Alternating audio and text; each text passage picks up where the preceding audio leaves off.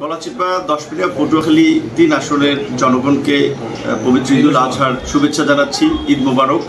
আমরা জানেন যে প্রতি বছরের ন্যায় এবারও বছর করে আমাদের মাঝে ঈদ এসেছে। হয়তো সবার কোরবানি করার সামর্থ্য হয় নাই, বাট যারা করেছে অন্যদেরকে সাথে নিয়ে এই ঈদের আনন্দ ভাগাভাগি করতে পারে এবং অন্যদেরকে যদি একটু সবাই যার যার জায়গা থেকে সহযোগিতা করে তাহলে ঈদটা সবার জন্য একটা উৎসবমুখর পরিবেশ হবে।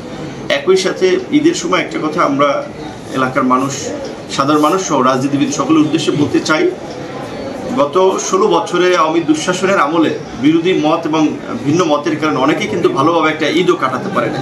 সো এই ফ্যাসিবাদের বিরুদ্ধে ছাত্র জনতা, সাধারণ মানুষ লড়াই সংগ্রাম করে, আত্মত্যাগ করে এই পরিবর্তন এনেছে। এই পরিবর্তনকে ধরে রাখার জন্য আমাদের মানসিকতার পরিবর্তন দরকার।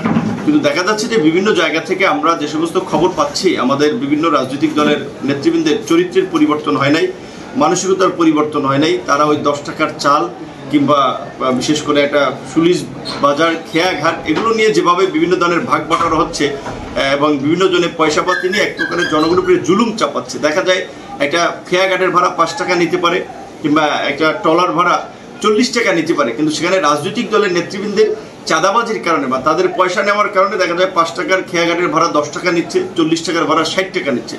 তো এইভাবে যদি আগের মতোই চাঁদাবাজি, দখলবাজি এবং খাল বিল সুলিজ এই বেচা বিক্রি চলতে থাকে, তারা কিন্তু জনগণের কাছে ধিকৃত হবে। যারা রাজনীতি করবে তারা নিজের পকেটের পয়সা খরচ করে রাজনীতি করবে, জনগণের বিপদ আপদে ছুটে যাবে।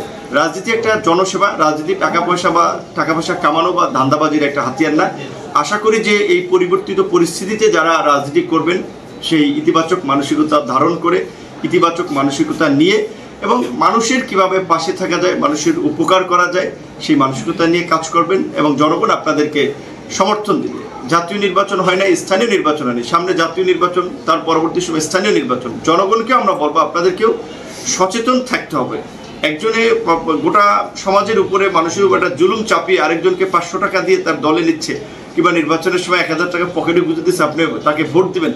এই মানসিকতা একটা পরিবর্তন দরকার। সমাজের যারা ভালো কাজ করে, ভালো কথা বলে, ভালো কিছু করে, তাদের পাশে থাকতে হবে, তবেই আমাদের সমাজের একটা পরিবর্তন আসবে।